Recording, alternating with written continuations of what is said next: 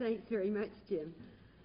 I should begin by saying, for those of you who weren't at the alumni meeting, that I think the whole thing has been a plot, because I have just been given the most superb lessons from a fellow president and vice chancellor, the principal of Acadia College, and the development officer on how to raise funds for the university. And they made me feel so guilty that I thought I should get in the car and go right back to Halifax and get busy on behalf of Mount St. Vincent before you people get all the money that's out there. I think they must be very well on their way. Well, I am pleased and honored indeed to be part of Acadia's celebration of its 150th anniversary, and I've practiced very hard so that I can say sesquicentennial without stumbling. And to be part of this very distinguished lecture series. I'm particularly pleased to become acquainted with fellow Baptists in this part of Canada, and I'm most impressed indeed, and I say this very genuinely, with the role of the Acadia Divinity College and the part it has played in Canada, and certainly in terms of the graduates you have sent right across this country and beyond our borders. My own heritage as a Baptist stems really from my father's family. My grandparents emigrated here from England and settled in Ontario and became active Baptists there, and then in Winnipeg when my father moved there to establish a business. My own participation, as you've heard tonight, has really been in central and western Canada.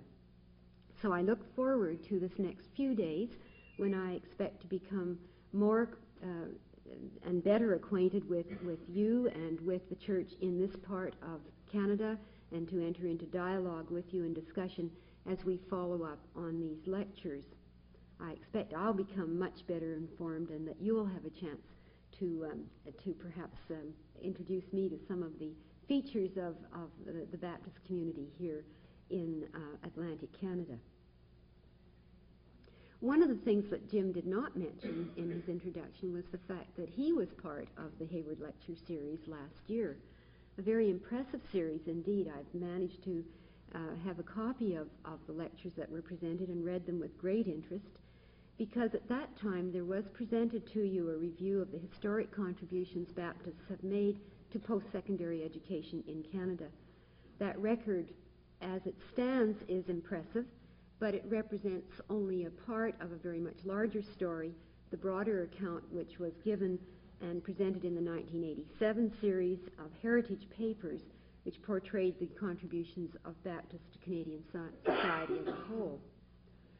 In this, the 1988 Hayward series, it is not my intention to continue the historical account of significant people and events.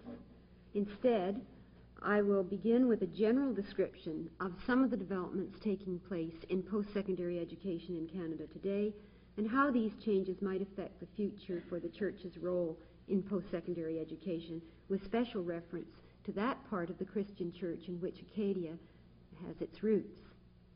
I will begin with an account of the expansion of the post-secondary education system, including the introduction of several new denominationally related or church-based institutions.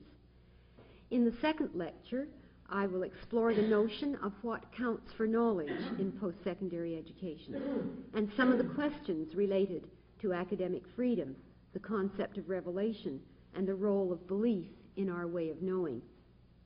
Using that exploration as a background for the third lecture, I shall consider what it means to develop a Christian mind. Finally, I hope to set out some of the implications of all of these matters for the Christian as an individual, for the church locally, for the denomination, and for universities and other institutions in the post-secondary education system in Canada.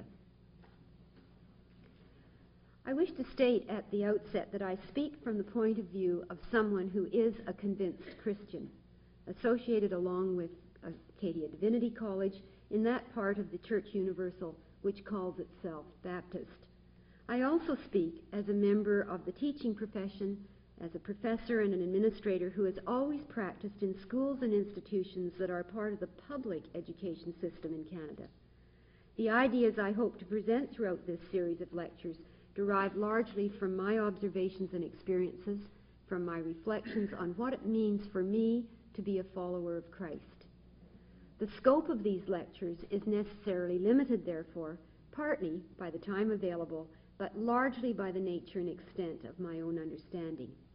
I have much to learn, and I welcome the opportunity the Hayward Lecture Series affords me to engage in discussion and further exploration of matters related to the church and post-secondary education along with you.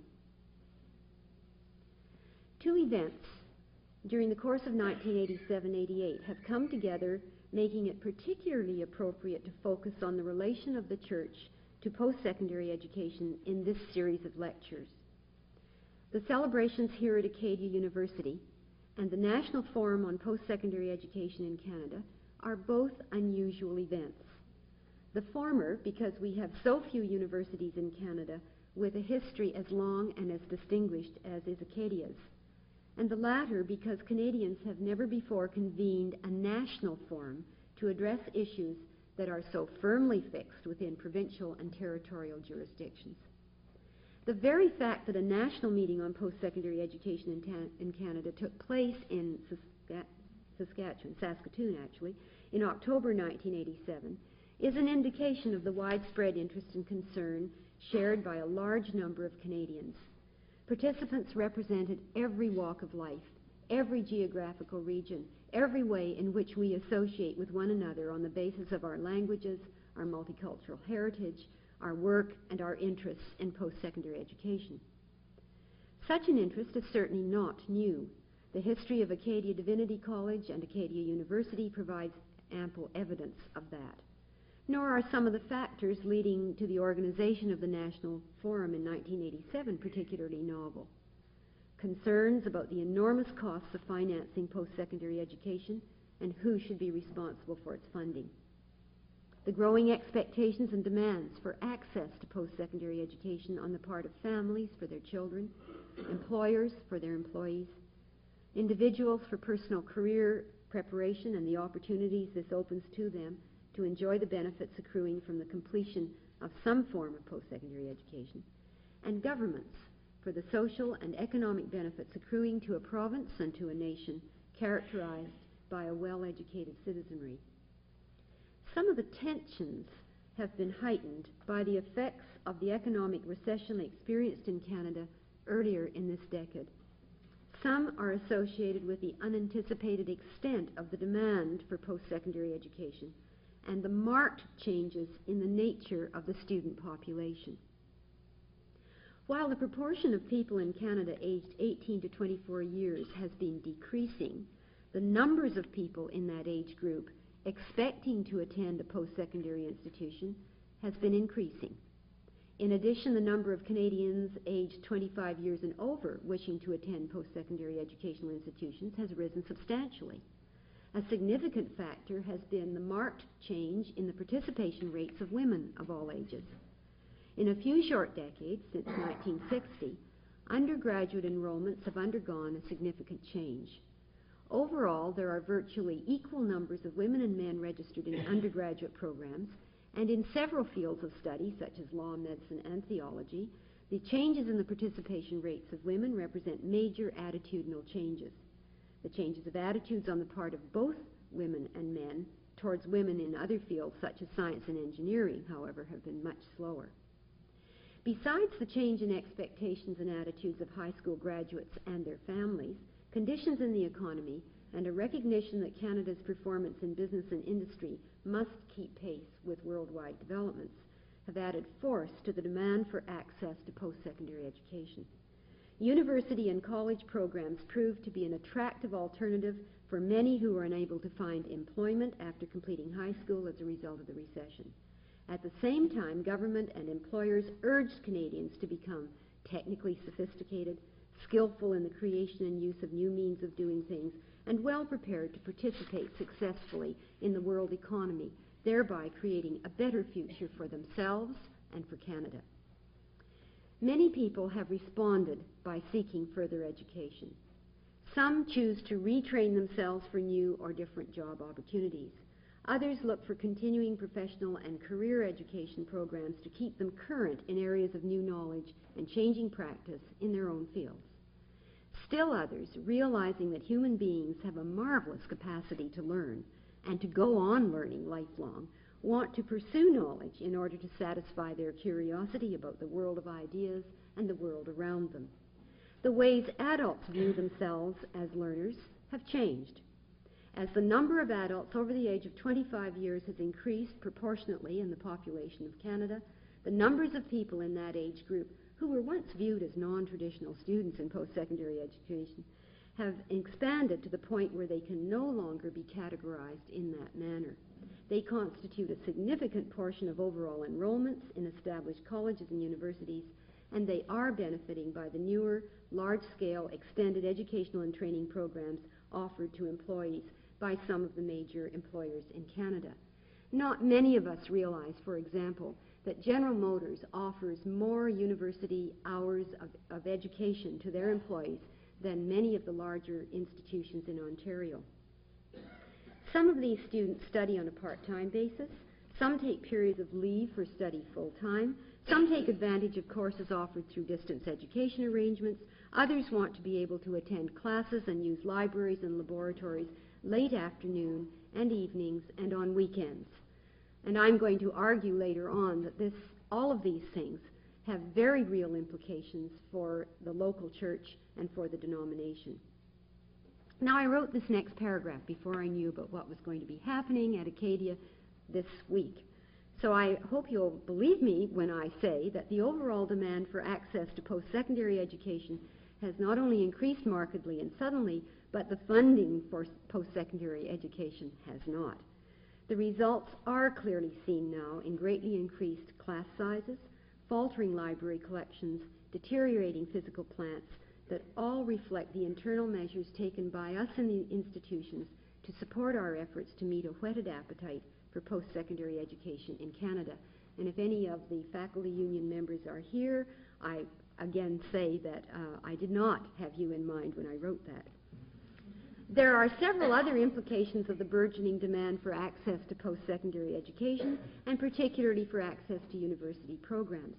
While some policymakers have espoused the view that post-secondary education is the key to economic growth and social benefit through research and training, others warn that there is little basis for the expectation that increasing numbers of graduates will be able to find employment.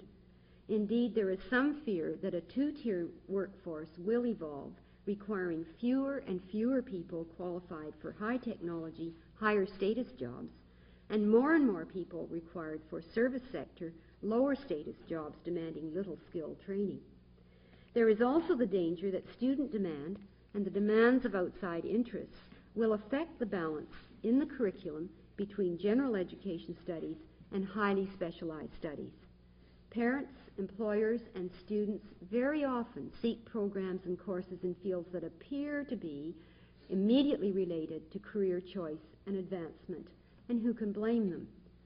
It remains the duty, however, of scholars in colleges and universities to remind all of us that the long history of the world of ideas has much to teach us about living in our world today. Losing our awareness of the arts and the humanities and all those disciplines that make us sensitive to human success and failure over time is too high a price to pay in pursuit of material gain.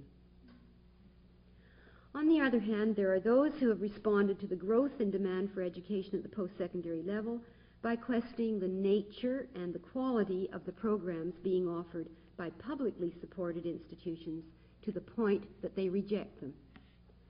Some have chosen to establish and support institutions as alternatives to those in the public system on the basis of the perceived lack of quality or the worth of the curriculum and the nature of the ideas being promulgated there.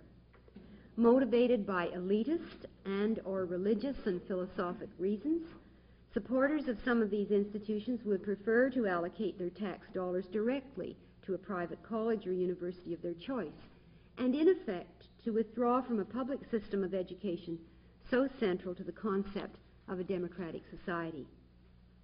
At best, this indicates to me the depth of concern the public has for education and the centrality accorded education in people's minds. A report published in 1988 by the Council for the Advancement and Support of Education in the United States confirms that some of the same kinds of perceptions about post-secondary education pertain in that country as well. Based on the results of the studies conducted by the Council itself, that body concluded that there is a growing polarization between those of us inside and those outside of the universities and colleges, that there is need for better understanding of what citizens want and expect, and what post-secondary education can do and what we are doing to meet these aspirations. Specifically, the Council report identified 4 problematic areas in addition to the need to clarifying the understanding of the role and purpose of post-secondary education. They raised these questions. 1, what counts for quality in post-secondary education? 2, what can we afford to pay and who should pay for post-secondary education? How much opportunity and individual choice should be provided? And 4, how should post-secondary education relate to the workplace and to the economic development of the country?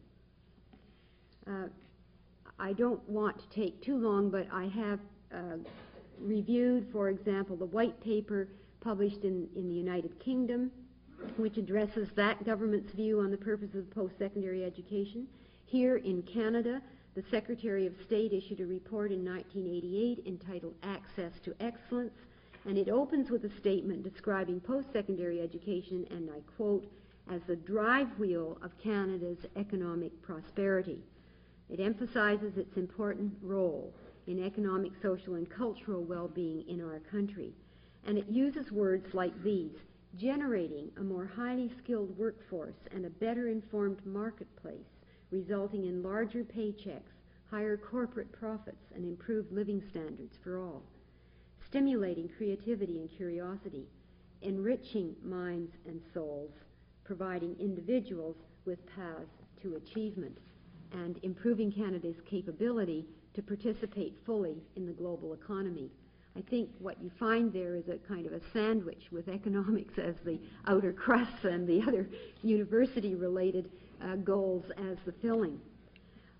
While a Canadian report addresses many of the issues being promulgated in the United States and in the United Kingdom along similar lines, there are some differences to be seen in the inclusion of priorities pertaining to the educational goods to be found in realms other than the economic, and I hope, as a Canadian, we keep it that way.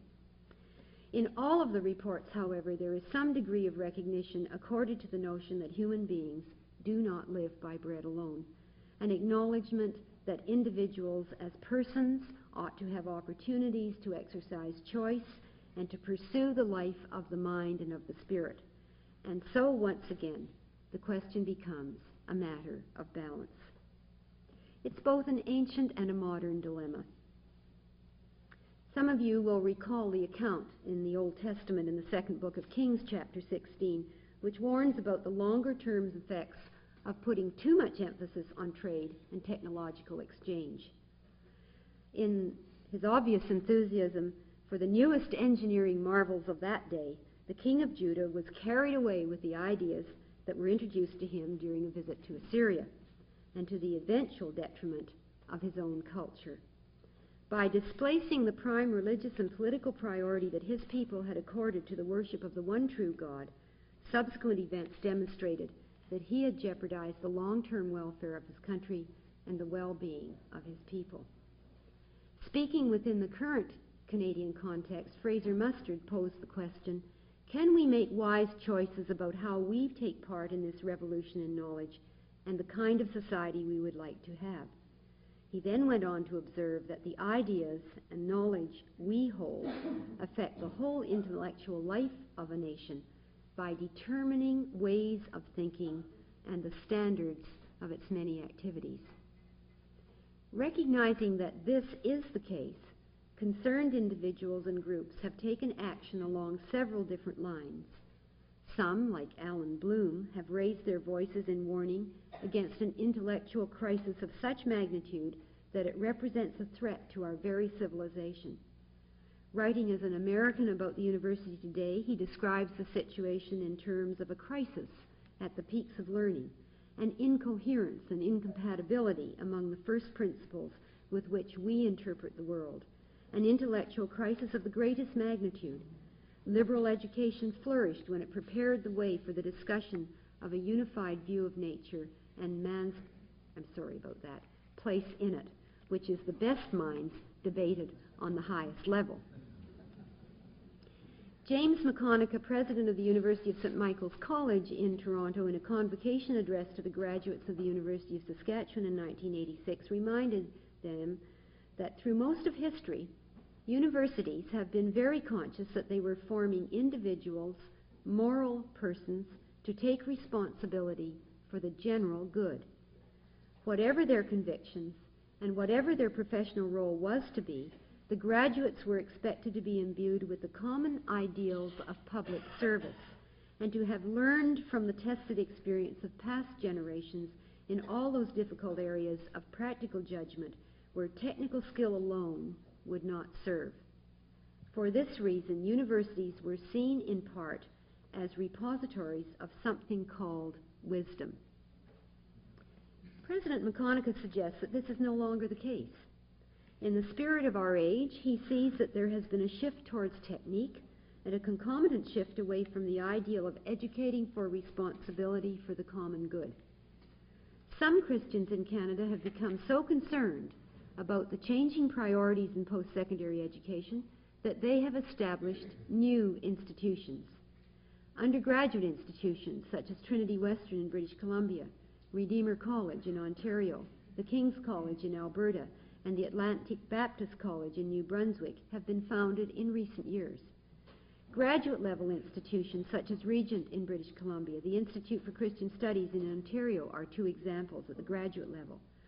All of these institutions, I would argue, have been founded and are being supported by those who are critical of the kinds of knowledge being given priority in the public domain to the almost total exclusion of inquiry and studies to the development of a Christian worldview and its implications for life on this planet and for ultimate human values. Most of these institutions have been recognized as degree-granting bodies, duly authorized by the appropriate provincial authorities and recognized by the Association of Universities and Colleges of Canada. Add to these the colleges and universities where the established churches have long maintained the right and the desire to fulfill their role as critics of ideas and of society, and the desire to fulfill, and the numbers of alternative non-degree granting post-secondary institutions such as the Baptist Leadership Training School and the Baptist Leadership Education Center, and it can be seen that Canadians have retained the right to choose to be dissenters from the state, quote, religion of the day, one that is embodied in a widespread belief in science, technology, and commerce as the collective saviors of humankind and the guarantors of the good life. In addition to these formally established institutions, a number of parachurch organizations have long been present on campuses in Canada. Tonight at dinner, I was very interested in speaking with the new president of your alumni association to find out that both of us have a background securely based in InterVarsity Christian Fellowship, an organization, a parachurch organization that's been supported primarily by Christians who want to ensure that students in post-secondary education are given opportunities to hear the message of the gospel, to think through the implications of that message for themselves, for our nation, and for the world. But groups such as these remain outside of the formal structures of post-secondary education. Their long-term contributions accrue when members graduate and take up employment, practice professions, and enter spheres of responsibility in employment and in public service, in the home, and in the church. Such contributions should not be underestimated simply because their effects are not immediately apparent, and the results of their efforts are difficult to demonstrate because graduates disperse so widely and it takes long periods of time for the evidence to develop, despite the fact that Andrew McCrae is able to stand up and tell us, as he did tonight, where all the graduates of Acadia Divinity College are serving in the immediate vicinity and across Canada. It's very much harder for an organization like InterVarsity Christian Fellowship to tell you where all their graduates have ended up. And all I can say is that I'm a tribute to that particular organization as one of them. But I think we have to be careful that we don't underestimate the role and thrust of such an organization. However, as important as it is to maintain these rather informal types of activity as alternative voices on campus, there is also a need, I believe, for systematic study and formal recognition of the kind of scholarship that begins with a set of presuppositions about the nature of the world and human beings, which is distinctive and distinctively Christian. Christian thought begins with belief in God and in the revelation of himself through his Spirit, in the experience of knowing his Son, Jesus Christ, and in the study of his Word and the world he has created. From the earliest days of the Christian Church, this requirement has been recognized, beginning with the enjoinders given by Paul the Apostle in his letters, and subsequently through the work of gifted scholars, both inside and outside of established theological traditions, to this day. In Canada now, we can see several different practical ways in which denominations as organizations and Christians in association with one another are addressing intellectual and policy questions related to education in general. Here, I am not addressing theological education in particular. Some of the actions are intended to be complementary and parallel to the public education system and to the church. Their programs and courses are offered as additions to the formally accredited programs and courses required for the kinds of credentials widely recognized and expected in our kind of society. Some of these are provided through organized programs of Christian education within churches, or through chaplaincies or parachurch movements on campuses. Others are provided through alternative institutions that operate outside of the authorized systems of education in each province. And still others have from the outset sought the right to be recognized and respected on the basis of the integrity of their scholarship and teaching, and have chosen to take the costly route of funding their post-secondary institutions with full facilities, libraries, teaching and residences, and the administrative structures required to facilitate all of these. Within some of the older universities in Canada, there are to be found departments of religious studies and affiliated or member colleges that retain an intellectual commitment to Christian scholarship and to the role of religious faith within the notion of a good liberal education. While the nature of the relationships among such academic units, their parent universities, and the denominations with which they are associated varies enormously, together they constitute a presence, however tenuous in some cases, of a Christian worldview within the established system of post-secondary education. And we certainly heard tribute to that tonight when Principal McRae spoke of the relationship between Acadia Divinity College and Acadia University. Canadians from every walk of life hold high expectations for the post-secondary education system as an avenue to that which is deemed to be best for each of us personally and for all of us collectively. In the recent past, we have grown to expect that such opportunities will be made largely at public expense, arguing that such expenditures represent an investment in the future development and economic advantages of individuals in our society. Increasingly, there are serious questions being raised about the justice of allocating public funds to the advantage of the select group of us who gain access to post-secondary education and who thereby obtain the means to gain even greater advantage at the cost of those less advantaged. The notion that more of the costs of obtaining the benefits of post-secondary education should be borne by the private sector and by those individuals who gain by means of receiving the benefits of education is achieving greater recognition among policy makers in government, in business, and in post-secondary educational institutions of all types. The church and church-related associations of Christians who have founded separate post-secondary educational institutions have adopted stances related to the matter of accepting public funding of a variety of kinds. Some have insisted on the right to support the institutions of choice by diverting some or all of their tax monies from the public system. Others have negotiated partial funding arrangements by governments, while a few have looked to their own constituencies to support total costs.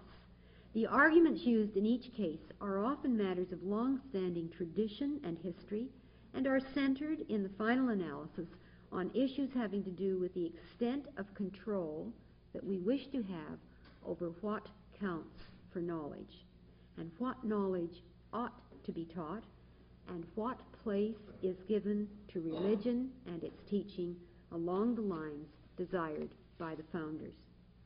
These are some of the topics I plan to deal with more extensively throughout the remainder of this series of lectures.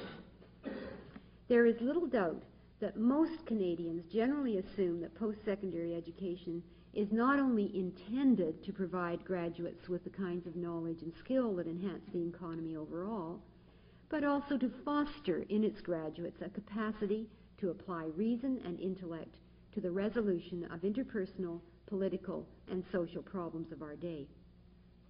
The tension that arises between these two kinds of thrusts are sometimes are sometimes expressed within post-secondary institutions in terms of differences between the humanities and the sciences, or between academic and professional programs, or between pure and applied research.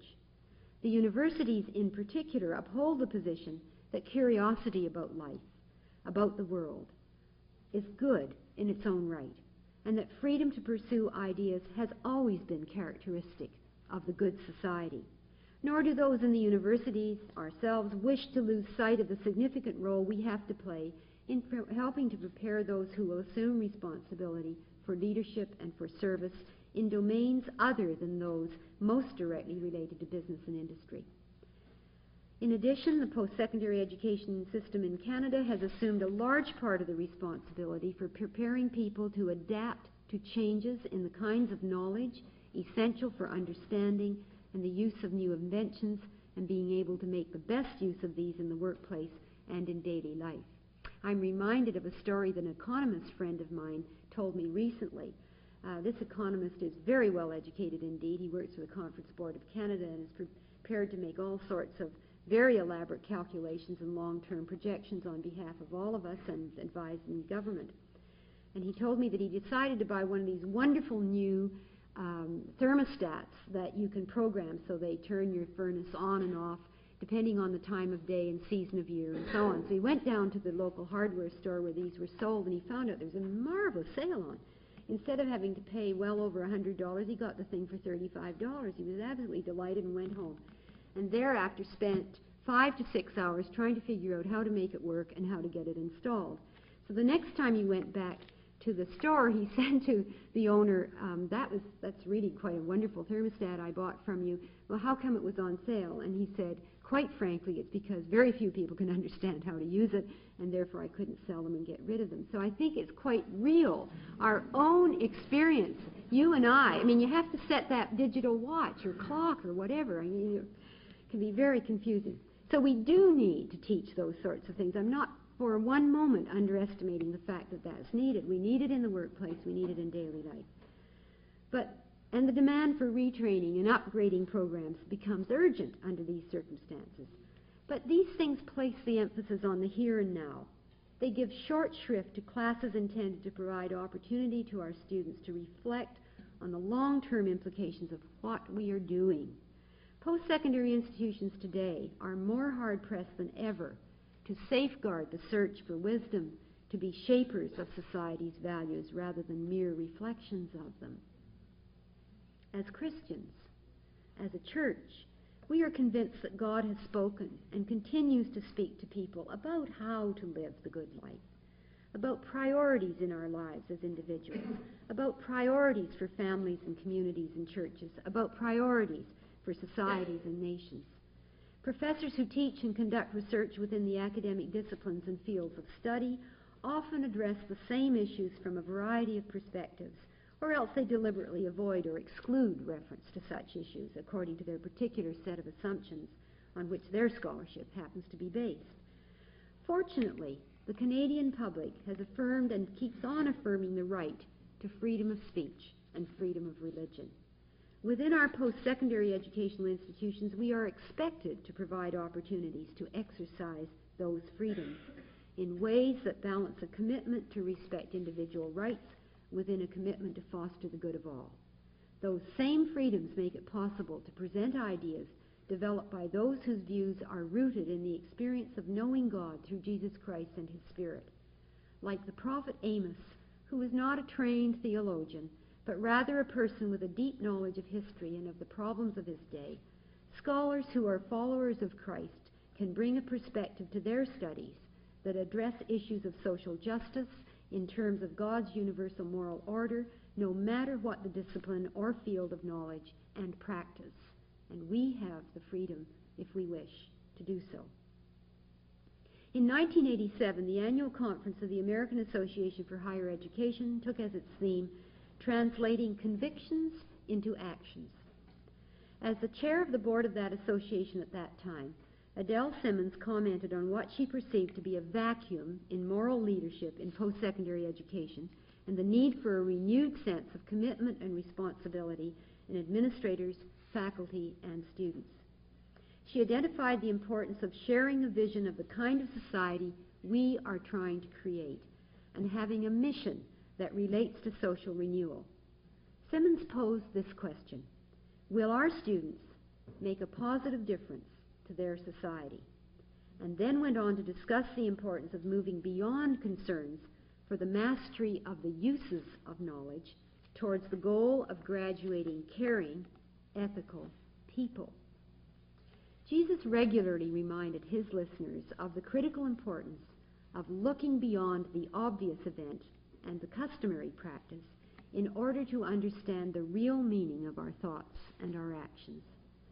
As his followers today, we can do no less. Our voices must be heard clearly in the halls of Acadia.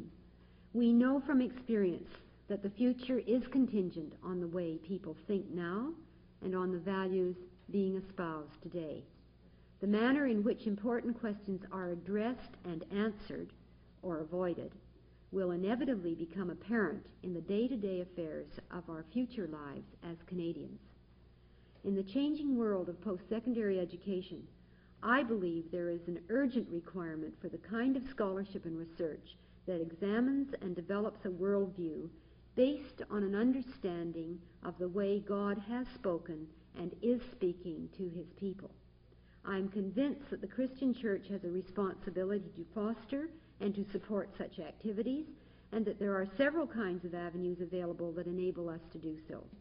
The particular responsibility for those who are members of the church and who serve in the post-secondary education system, as I do myself, is to bring Christian perspectives to bear in our academic endeavors and to ensure that we have the freedom to do so.